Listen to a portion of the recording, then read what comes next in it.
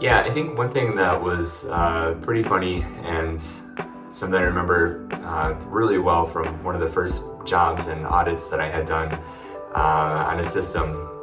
We were at a plant that made pallets and MDF boards and things like that. And I didn't realize how backed up or plugged up a system could be.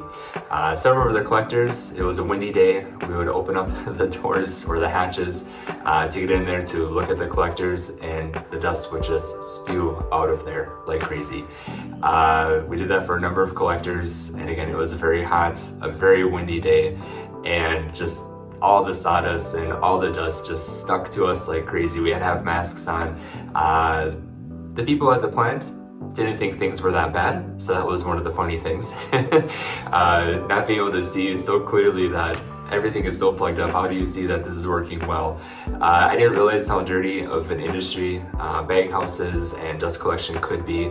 I think it's really nice to be able to see those problems firsthand as well, that I've been able to now, for a number of years, to be able to help, again, diagnose those different problems and to provide the correct parts and things that they'll need for after to make sure that the system is working correctly and properly.